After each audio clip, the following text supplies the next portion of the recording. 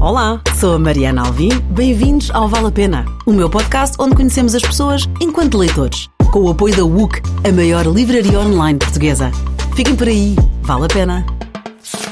A Cláudia Lucas Cheo nasceu em Lisboa, escritora, poeta, dramaturga e argumentista, cofundadora do Teatro Nacional 21 e és diretora artística, não é? Exatamente, eu e o Albano Jerónimo. Com o Albano Jerónimo, exatamente. Frequentaste o curso de Línguas e Literaturas Modernas e concluíste o curso de formação de atores da Escola Superior de Teatro e Cinema. Verdade.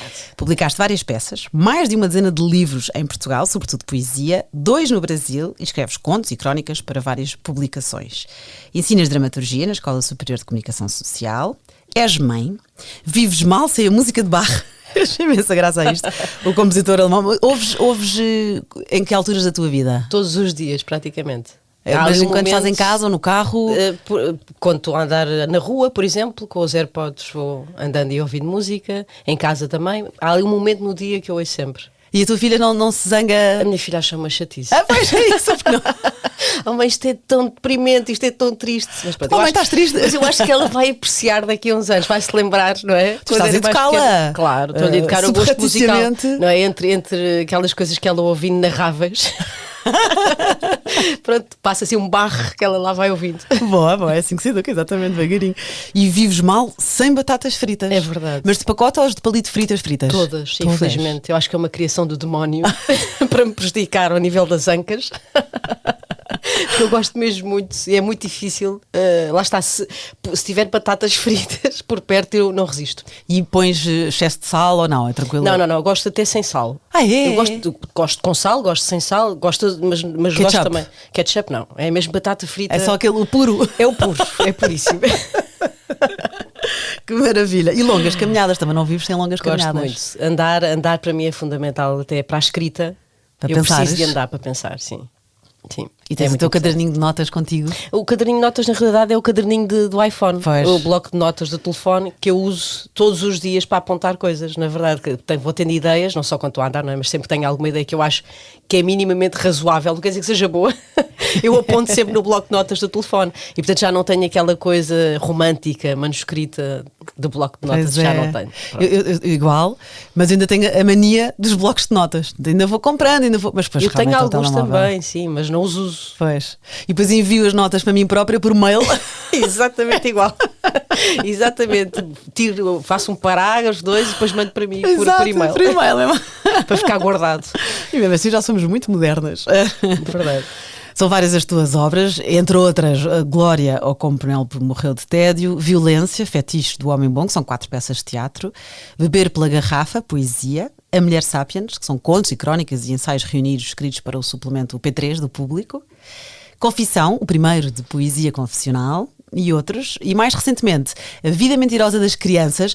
Não é coincidência, lembrei-me logo de Helena Ferrante, A Vida Mentirosa dos Adultos. Claro, é uma brincadeira mesmo com o título da Ferrante, que eu admiro imenso a obra da Ferrante, e portanto foi mesmo um jogo que eu fiz com o livro dela. E isto é outra vez poesia?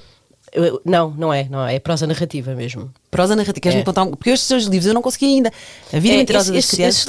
A Vida Mentirosa das Crianças está editado pela Nova Mimosa, uma editora que é do recentemente falecido Luís Carmelo, e que tem uma tiragem muito limitada e, portanto, só através da Escola de Escrita Online do Luís Carmelo é que é possível encomendar. Eu julgo que há num ou outro ponto, julgo na Brutéria ou assim, em algumas livrarias, mas eu julgo que é difícil de encontrar se não for por encomenda. Pois, está no teu Instagram, quem quiser. A Vida Mentirosa das Crianças e A Angústia da Rapariga Antes da Faca. Que também é da Nova Mimosa, precisamente. E é um livro, é um primeiro ensaio que eu escrevi, lá está, foi um desafio também do Luís Carmelo, e que fala uma coisa muito, muito específica, porque eu pensei, vou escrever um ensaio, não é a minha praia, eu não tenho essa prática e não tenho, acho que nem sequer tenho os conhecimentos suficientes. Bom, não é os conhecimentos, não é a minha prática normal. E então fiz uma coisa entre o ensaio e a prosa narrativa também, mas num tema muito específico, que é a perda da virgindade da mulher cis heterossexual. Portanto, um nicho muito, muito apertado, porque é a experiência que eu também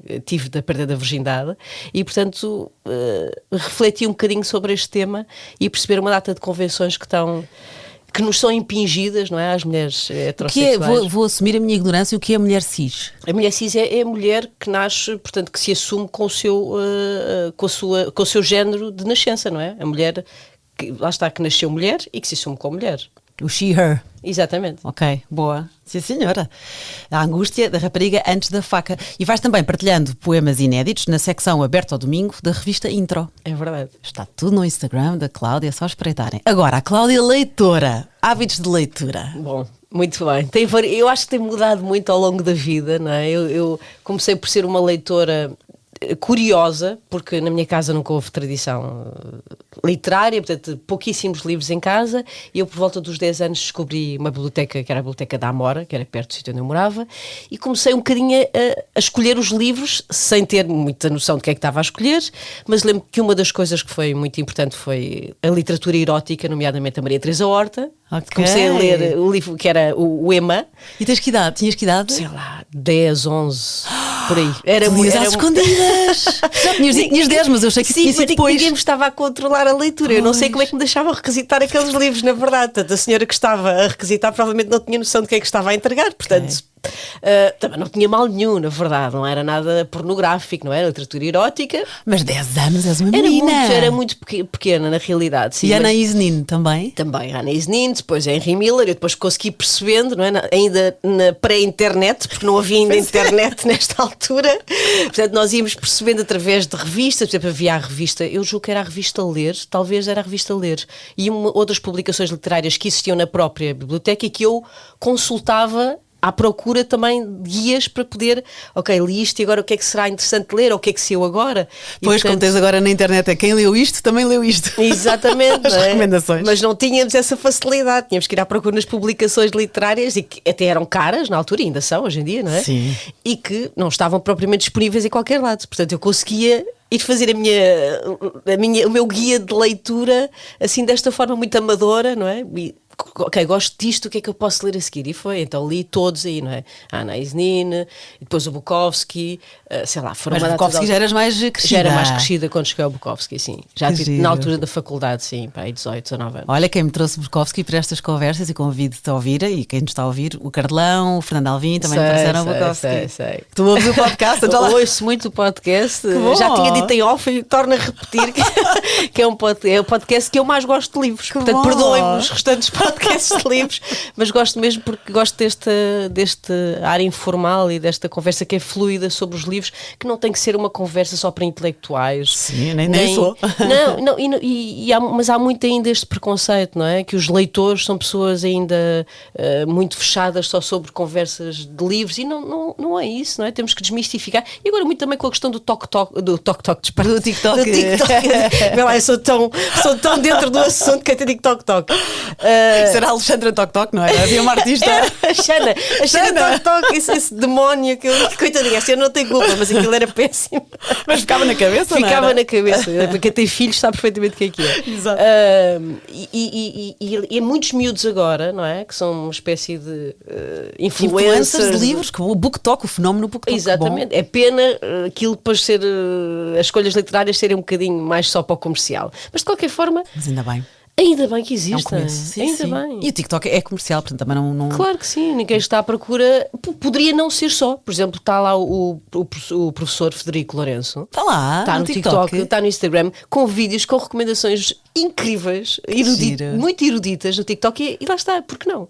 Olha, vou segui-lo. Eu tenho TikTok, esqueço-me, porque de facto eu não me é natural. Mas não uso, não pronto, vou. Eu comecei agora há pouco tempo a usar e só ponho os teases aqueles que faço no Instagram para Vale a Pena, faço agora no TikTok. De divulgação, claro. A tentar, mas ainda não confesso que ainda não vejo os vídeos, não perco tempo. Não consigo, é uma linguagem muito específica.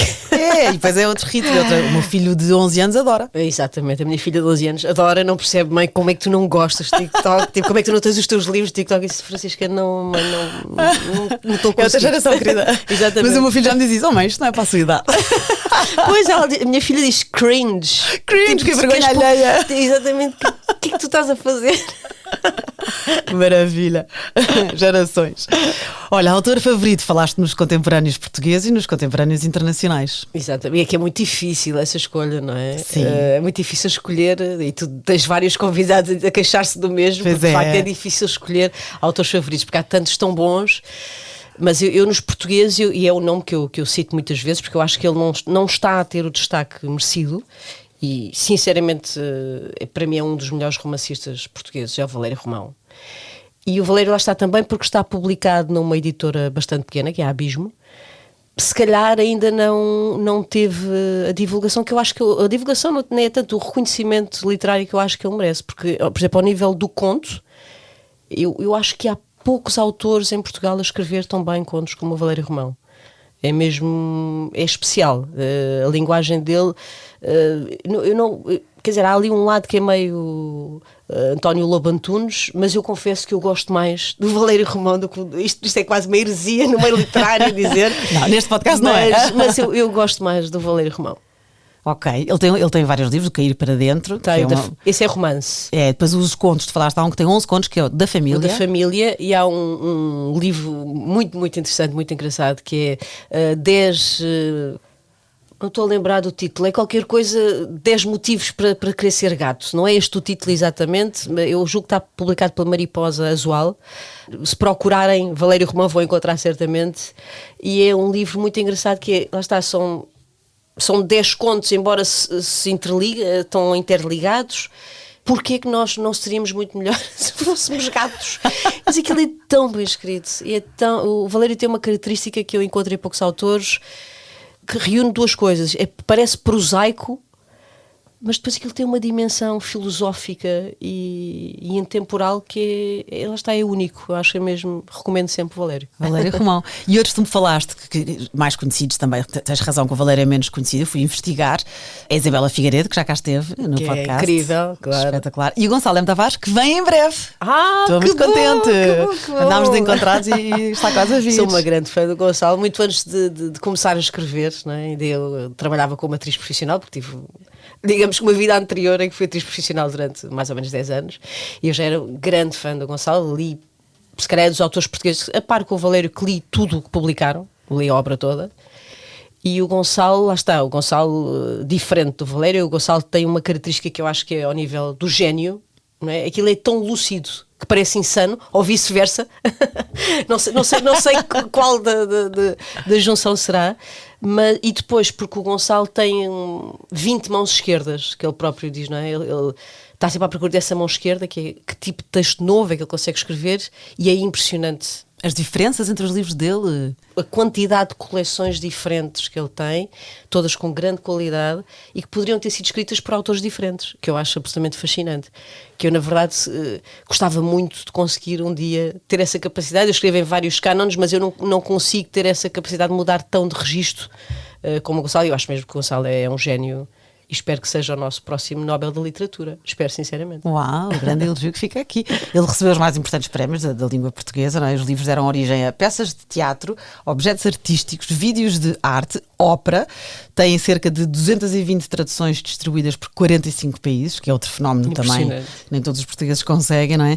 E o romance O Jerusalém, que por acaso foi o meu favorito, foi incluído na edição europeia de 1001 livros para ler antes de morrer, um guia cronológico dos mais importantes romances de todos os tempos. E é incrível. Uau. Eu, por acaso, dessa sequência, eu até gosto mais do Aprender a Rezar na Era da Técnica, que eu acho que trouxeste esta conversa. Que eu acho que é um livro incrível, que eu recomendo. Já ofereci muitas vezes esse livro. Os livros que eu gosto muito eu ofereço, não é? Às vezes até me engano e volto a repetir. Ofereço à mesma pessoa, mas já me ofereceste isto. Pronto, não é por mal, é porque eu gosto mesmo muito, então ofereço este livro. E esse livro, para mim, lá está, é um registro literário que também não é vulgar na literatura portuguesa. Aliás, todos os livros do Gonçalo não são, não é? Aquilo podia ser germânico, podia ser da Europa de Leste, digamos assim. Ele próprio também tem esse esforço de não contextualizar nem as personagens, nem... Não é? Aquilo podia ser mais ou menos em qualquer lado. Mas o tipo de escrita é muito duro, é seco, é assertivo. E é um estilo que não é muito tradicional na língua portuguesa e que me interessa imenso, acho fascinante. E conta lá um bocadinho então sobre este Aprender a Rezar na Era da Técnica da Gonçalo. O Aprender a Rezar na Era da Técnica é a história, por acaso, muito pertinente nos tempos em que estamos a viver, não é? Um médico que é um fascista e que... Como é que nós dividimos a coisa, não é? Como é que alguém que é um bom médico pode ser uma má pessoa? Não é? Esta coisa entre a eficácia e os direitos humanos, que nós estamos a ver um tempo também em que falamos muito sobre isto, não é? E o livro coloca muito esta questão, não é? Será compatível termos alguém que é um bom profissional, lá está, consegue salvar pessoas no seu ambiente de trabalho, mas depois, enquanto pessoa, defende toda uma série de valores que não são propriamente aceitáveis nem respeitáveis. Mas lá está, a pressão que nós temos, eu acho muito a questão da eficácia, e está muito presente na obra do Gonçalo, a questão da eficácia, não só nesse livro, que é algo que nós estamos todos, eu falo por mim, mas acho que estamos todos a sentir, há uma pressão para sermos eficazes, para sermos como uma máquina. E não é possível, não é? E por isso é que estamos todos a ter burnouts, não é? A palavra em inglês que é o esgotamento, em português, e não dá, não é possível, não é? Nós somos precisamente interessantes e temos alguma qualidade no planeta se nos afastarmos da questão da eficácia, mas tudo nos parece empurrar, não é? Na sociedade em que nós vivemos, para sermos eficazes, mais, não podemos falhar. Isto está a gerar uma sociedade muito estranha. Que agora finalmente percebeu, não é? Ou que finalmente está à espera. Estamos a perceber, mas estamos a conseguir sair da engrenagem? Não me parece. Eu acho que é complicação, não é? Nós conseguimos perceber isso. Eu não sei se as gerações mais novas começam. Eu acho que têm noção. Agora, como fugir a esta... Olha, eu sinto, há um termo que é o silent quitting, que é os jovens, e eu lembro ao início, quando eu comecei a perceber isso, eu achava, os miúdos hoje em dia não se esforçam no trabalho e são preguiçosos e nós dávamos o litro, e se fosse preciso fazer noitadas. E de repente estou a admirá-los, que é, não, está na minha hora de sair. Portanto, trabalham para viver, não vivem para trabalhar. E eu acho que foi confundido se calhar no início por falta de ambição, e agora percebo que acho bem, faz todo o sentido. Pagam-te para X, não te pagam para Y. Y mais D mais... Não, e é a qualidade de vida que tu tens, porque não é possível, não é? Se tu vives só, tu até podes ter um trabalho, e eu acho que nós nesse aspecto somos umas privilegiadas, não é? Temos trabalhos que gostamos muito, mas ainda assim, se isso ocupa todo o espaço da nossa vida, não é possível. Por isso é que lá está, voltando ao tema do podcast, a leitura é um espaço em que as pessoas podem, de facto, estar consigo próprias, estar concentradas só naquilo. É o viver devagar, que é uma coisa que eu aprecio muito e que, lá está, e tenho noção que muitas vezes é mesmo um espaço de oxigênio, não é? Uma sala tranquila, é o espaço do livro. É um escape. Completamente. Por mais que o livro te possa perturbar, te possa levantar questões, ainda assim é a possibilidade de te focares numa única coisa, num objeto, e tu não estás alienada da tua vida. Há ali um ar que é mais saudável, mais silencioso, a palavra é esta. Sim, abrandas. Completamente. Que bom. E aprender a rezar na era da técnica, a premissa é um cirurgião que abandona a medicina para se tornar político porque prefere salvar muitas pessoas em vez de uma cada vez. Diz ele, mas que ele depois é um fascista, portanto essa é que é a premissa do livro, mas quer dizer, não é o que acontece depois na prática, não é? Exato. Mas é interessante realmente, alguém que decide, em vez de salvar, mas isto também é muito interessante no tempo em que estamos a viver, não é? Que é a questão de abandonar uma única pessoa, não é? O caso que é para tentar chegar às massas. E nós e depois não é eficaz, não é? Porque a massa não é uma coisa informe.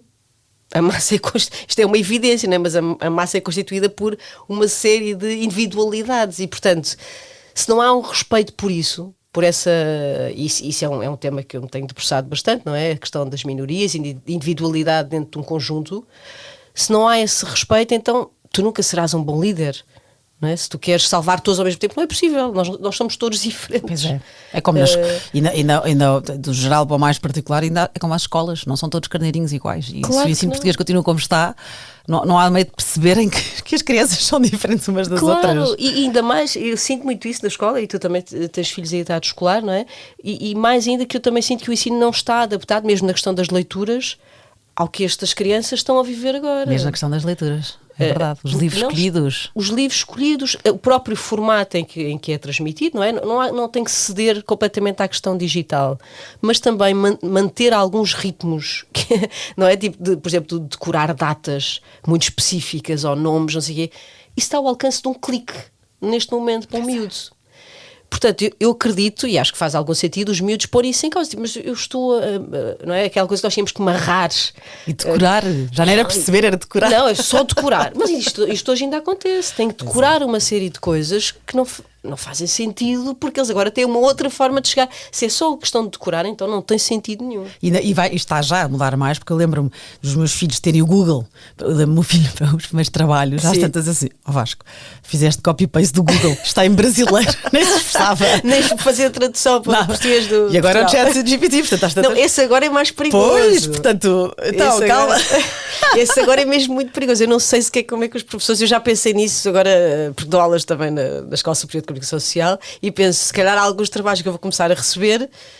Até que ponto é que isto veio feito? Eu não tenho maneira de provar que aquilo veio feito. Saiu agora uma notícia de um professor, mas quer dizer, como muitos sentiram isso, que eu ouvi um professor qualquer que dizia: se tirarem o trabalho do ChatGPT, vou chumbar-vos. Mas como é que ele verifica? Como é que ele consegue ver? Porque aquilo, eu acho que, segundo sei, aquilo é muito intuitivo. Portanto, depende das perguntas que fizeres. Como fazes. Aquilo formula um texto diferente. Portanto, é impossível identificar, não é? Meu Deus.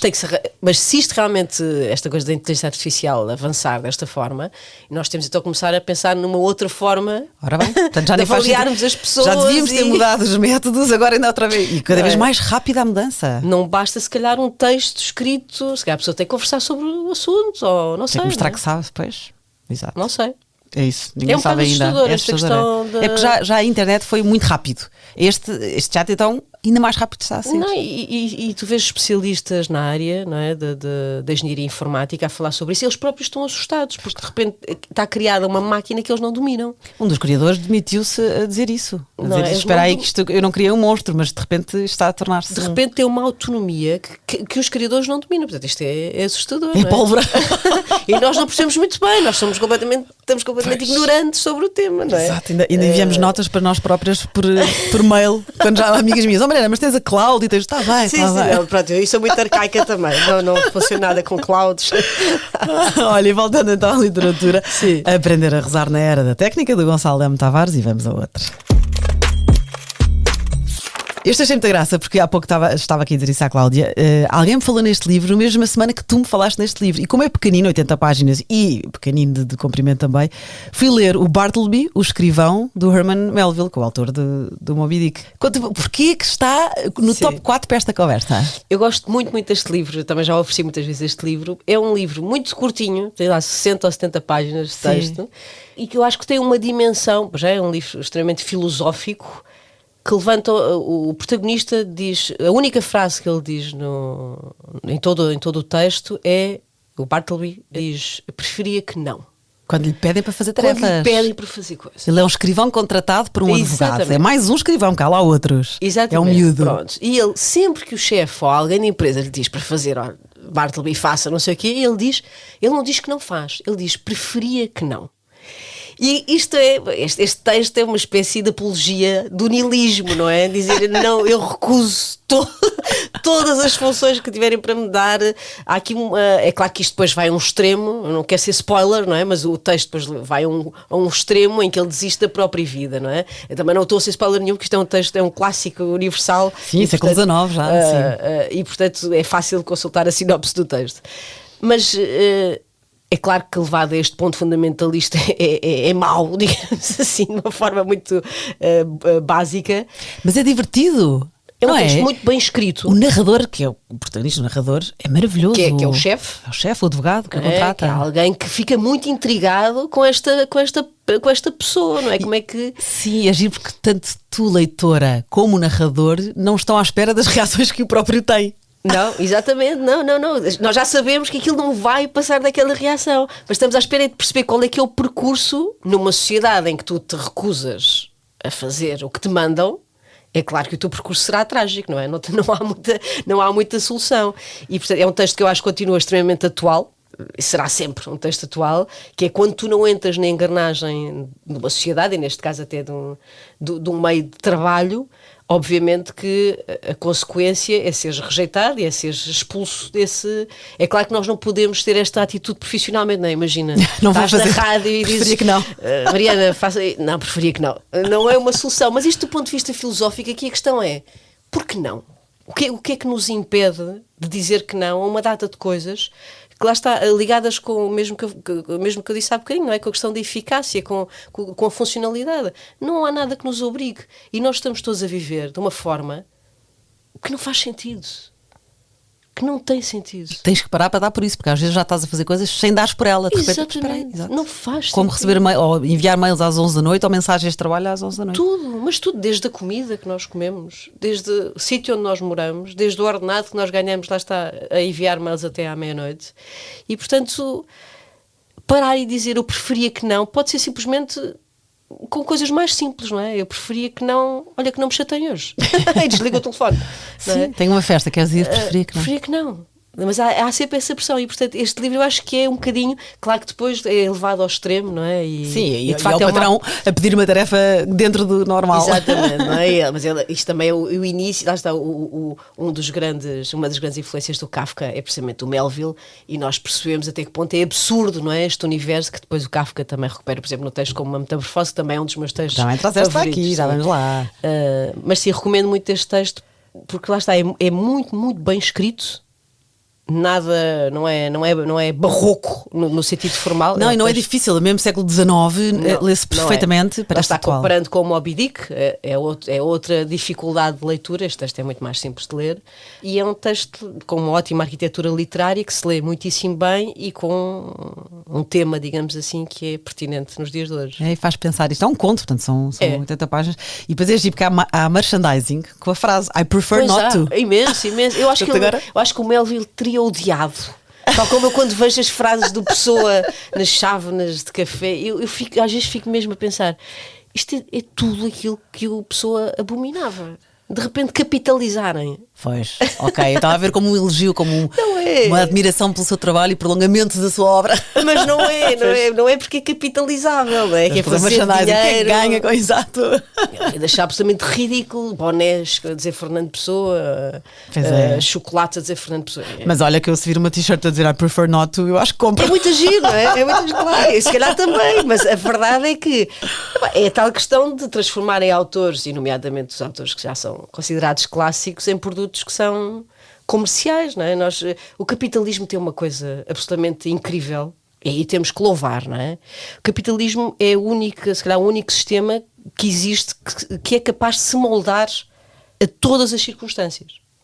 Portanto, nunca vai morrer. É muito perigoso por causa disto. Não é? Porque se de repente, repara, nós agora estamos a virar mais para uma onda ecológica, o capitalismo rapidamente apanha o que é que vende, então adapta-se. Ok, então vamos vender ecologia. E isto então é realmente... É a economia. É a economia que só a economia. Quem dita somos nós. Exatamente. E então é extremamente... é infinito. Sim, não vai acabar. Não vai acabar. Nós não conhecemos, assim, com todos os defeitos, e que são gravíssimos os defeitos do capitalismo, ele consegue sempre sobreviver porque tem formas de se adaptar. E nós tão cedo não conseguimos sair desse sistema. De certeza que não. Porque somos nós que o criamos já de eterno. Não é? Continuamente. Somos nós, quer dizer, não sei se somos nós, não é? Quem decide, nós somos quem vai atrás da corrente, não é?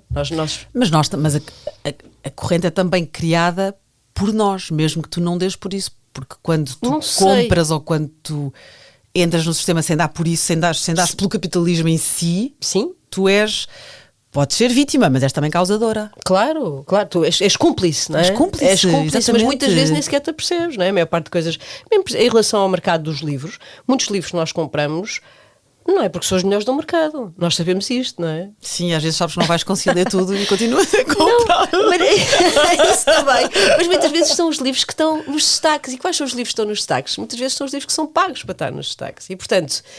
lá está aqui o capitalismo a funcionar, não é? Tu não estás a comprar o melhor livro que saiu aquele ano. Tu estás a comprar o livro onde houve um investimento melhor, um maior investimento. Uma maior aposta, assim, financeira. Isto é extremamente perverso, não é? Porque isto não é de agora, sempre foi assim, não é? Os autores que são mais divulgados acabam por ser os autores depois que muitas vezes ficam porque tiveram leitores e porque venderam e porque conseguiram ganhar um nome, não é? Sim, há muita a tristeza, a frustração. Aliás, havia lobby contra a Amazon e tudo, não é? Mas a frustração das indie bookshops, das livrarias mais pequenas, que é impossível. Dos autores menos populares, que têm coisas tão boas e que... Mas que não dá para ir contra os grandes grupos, é impossível, não é? É muito dinheiro que está envolvido. São máquinas. Portanto, mas é isso, os livros como outros objetos que nós consumimos, portanto nós estamos a consumir aquilo que nos dão. Aqui o engraçado é que a ilusão é que nós estamos a consumir aquilo que escolhemos, mas nós não escolhemos aquilo. Aquilo já está, como agora, por exemplo, nos feeds dos telefones, não é? As sugestões que nós recebemos é consoante as procuras que nós fazemos. Sim, e, sim, portanto, o algoritmo. E às vezes até conversas que tu tens que é assustador. Que assustador. Assustador, No Big início eu Brother. pensei que era paranoia, mas é real. Não é? Real. Eu também achei que há que exagero agora que nós falamos e de repente já aconteceu várias vezes. É verdade, sim. é assustador, não é? É o Big Brother em ação. E no teu caso deve-te aparecer no feed muito claro, tu falas sobre livros e aparece imenso, certamente, imenso. claro. É assustador. E o meu filho no outro dia falava de ténis e pimba, ténis. Ou falas de uma viagem que gostavas de fazer, de repente já estás a receber promoções de viagem. É E incrível. às vezes até o post de alguém sobre essa viagem, sobre o destino que nós falámos. Isso É assustador, impressionante, assustador. impressionante. Sim. Mas olha, voltando realmente aos populares ou não populares, uma história que eu tenho imensa pena do Melville, não é? Que escreveu o Bartleby, o escrivão, que fica aqui a recomendação da Cláudia e minha, também gostei imenso, e do Moby Dick. Ele fez sucesso só depois de morrer. Foi. É como a Fernanda Pessoa. Exatamente. Frustração, não é? É pena. Não sabe, portanto. Sim. E sabes que como o Moby Dick na altura... Aliás, ele começou a ser célebre quando se celebrou os seus 100 anos, é que de repente começa-se a falar Exatamente. e volta. E pronto, e o Moby Dick é considerado dos grandes romances clássico, americanos, sim. exatamente. Mas ele na altura, como o Moby Dick que foi em 1851 que foi escrito, como não vendeu bem, o editor dele ignorou o manuscrito The Isle of the Cross, a Ilha da Cruz, traduzindo, não houve tradução, não é? Porque foi perdido. Como o editor recusou, perdeu-se hoje esse manuscrito. Não fazia ideia. Se calhar era outra grande obra, não é? Se calhar sim, não fazia ideia disso. Sim, e depois ele deixou um livro para acabar quando morreu. Ele no fim da vida dedicou-se mais à poesia e morreu de doença cardiovascular, mas foi publicado esse livro, que é o Billy Budd, e foi adaptado mesmo para ópera, para teatro e para cinema. Olha, como o Gonçalo Lemos Tavares, adaptado a todos os formatos. Sim, que é tão bom. Aliás, eu escrevi um texto também que se chama Miss Bartleby, que está publicado em uma peça de teatros, que é a história da mãe do Bartleby. É o parto do Bartleby, que é um texto... Por acaso, isso é giríssimo, porque tu imaginaste aquilo que nós não sabemos nesta história Não do há escrivão. informação nenhuma dele Não, familiar, nenhuma. e então eu escrevi a mãe do Bartleby, que era também uma empregada de escritório, uma escriturária, e que tem o Bartleby precisamente no escritório, na casa de banho do escritório. Que giro, olha, inventei como a ano da morte de Ricardo Reis do Saramago, não é? Também inventou ali. Inventei uma história a Que partir giro. desta. Como é que se chama? A Miss Bartleby. Miss Bartleby. Claro, uma mãe pois a mãe solteira. do Bartleby. Vou escrever aqui para depois anotar. E agora falaste também noutro livro, que vamos lá. A Metamorfose, do Kafka. Que eu adoro. Eu li há anos. Não sei como, porque eu odeio baratas, mas... Sim, mas aquilo é muito especial. Sim. Eu também, em relação a esse texto, eu também escrevi um texto, está publicado, que se chama A Transformação, é um conto também, a partir da Metamorfose, em que inverti. É um dia uma barata que acorda transformada num homem e toda a sua família são baratas. E ele acaba depois por matar a família toda, porque são baratas e ele tem nojo de baratas. Estás a contar tudo! Faz mal. Quer dizer, não importa de contar tudo, porque o que interessa ali é o mecanismo da história, porque eu inverti mesmo totalmente o jogo. E lá está, é um texto que eu gosto tanto que tive que escrever algo a partir do texto. É um conto, lá está, muita gente acha que é um romance, porque é longo, não é? Dentro de um conto é longo. É uma chamada novela, não é? Eles chamam novela, mas na realidade é mesmo um conto. Um conto grande. É um conto longo. Porquê? Porque é um texto só centrado na personagem principal e, portanto, não há ramificações, não é? Todas as outras personagens dependem do protagonista, o Samsa. O Samsa, pá, é uma figura que mexe comigo a um ponto que não é bem racional. Porque não é? O texto do absurdo. Eu não sei explicar de que forma. Eu a primeira vez que li isso já tinha 20 anos, talvez 22, na altura da faculdade, e intrigou-me tanto. É um texto que me intriga tanto, porque é obviamente não concretizável do ponto de vista naturalista, mas é um texto que é verosímil ao mesmo tempo, da forma como está escrito. É um texto que é verosímil. As reações das pessoas, não é? É. As fases das reações da família ao filho que tem que esconder no quarto, pronto. Sim, a própria forma como está, não é? Cada um de nós terá um quarto diferente, não é? O quarto em que ele acorda transformado em barata, cada um de nós terá uma imagem diferente, mas há um quarto que é quase palpável. Essas figuras que aparecem ali são também palpáveis. A forma horrível como aquela família reage ao facto de ele estar transformado numa barata, não é? E lá está, aquilo é uma crítica fortíssima ao conceito da própria família, não é? De que forma é que, se tu não cumpres um determinado papel dentro de uma estrutura familiar, ele ali era o ponto de sustento daquela família e, portanto, deixa de trabalhar e deixa de dar dinheiro, e todos os outros que viviam à custa dele têm que ir trabalhar, têm que se desenrascar, não é? Exato. E ele fica, lá está, ele é que fica o parasita, ele fica a barata da casa. E como é que isso não é propriamente aceitável dentro de uma estrutura familiar, não é? Como é que alguém que exerce uma determinada função, se já não a pode fazer e por uma coisa que é medonha, que é horrível, nem com esse motivo pode ser aceitável. E então eu acho que é muito, muito interessante, porque põe a própria estrutura da família em causa e dos papéis que nós desempenhamos dentro de uma estrutura familiar. Sim, e a irmã começa por tentar ajudar, mas depois também acaba por também ceder, se põe contra, exatamente. Um caixeiro viajante que acorda uma barata. É surreal, não é? Quem é que se lembra disto? É mesmo kafkiano. Aliás, o termo kafkiano já é usado mesmo para coisas fora e para... Ficou, não é? Foi adotado completamente por causa dos textos dele. Que são coisas, mas muitas vezes nós vivemos coisas kafkianas na nossa vida, não é? E usamos esse termo, mesmo. Exatamente. Ficou mesmo. É tipo o Kafka, ele morreu muito cedo, morreu aos 41 anos, exatamente. Mas influenciou Gabriel Garcia Marques e o Sartre também. Portanto, o kafkiano popularizou-se como algo complicado, labiríntico e surreal, como as situações encontradas nas obras dele. Eu por acaso não acho nada complicado, não é? Eu já li quase todos, não sei se li todos, li quase todos. Não, eu acho que não é complicado no sentido de literatura, porque lês bem, também já li há muitos anos, mas não tive dificuldade, mas complicado no sentido de viras barata. A narrativa, a própria narrativa. A ideia, a premissa, sim, acho que sim. Mas pronto, Kafka, a metamorfose, mais uma recomendação. Este livro já aqui foi trazido para o podcast e quase que dispensa apresentações. Pseudónimo Milana Ferrante com a amiga genial. Pois claro. Essa foi das minhas paixões assim mais recentes literárias. Eu confesso que torci muito o nariz quando comecei a ouvir falar de Milana Ferrante, porque pareceu-me assim, não sou preconceituosa, mas pareceu-me ser uma coisa assim mais ligeira, mais comercial. E comecei a ler o primeiro livro, depois eu primeiro fui ver o documentário que se chama, não sei se é Para Sempre Ferrante, não é Para Sempre Ferrante? Não sei, mas sim, há um documentário, não vi. Febre Ferrante, é o documentário, que estava no cinema Ideal, que até é um circuito mais alternativo. Mas o documentário é sobre a autora, porque depois também há a série do livro, não há? Também há a série, sim, mas pronto, o documentário sobre a autora, que é super interessante, um documentário sobre uma autora que ninguém sabe quem é. Há teorias, mas sim. Pronto, sei essas pessoas a conversar, os tradutores, especialistas, e quem a falar. E eu fui ver aquilo e pensei assim, tanta gente a falar com tanta curiosidade desta autora, eu se calhar estou a ser preconceituosa, vou investigar. E nesse mesmo dia saí do Ideal, ali no Chiado, e fui a uma livraria, ali uma livraria perto, e comprei o primeiro volume. E comecei logo a ler na própria livraria. E comecei a ler e logo disse, normalmente quando gosto de um livro, as primeiras 20 páginas marcham assim logo, que nem respiro, nem percebo que estou a ler. E pensei, isto é bom. Logo no início do livro pensei, isto é bom. E levei e depois li os Quartos da Chiada. E é uma obra, eu acho que a grande, ao contrário, por exemplo, de um Kafka ou de um Melville, onde tu sentes muito o estilo do autor, não é? São voz. Sentes muito a voz. Nos livros da Ferrante não dá para perceber isso. E então aquilo parece fácil, a escrita parece fácil e é extremamente difícil, porque eu acho que a grande mais-valia é a arquitetura das próprias narrativas, que é incrível, é muito bem construída.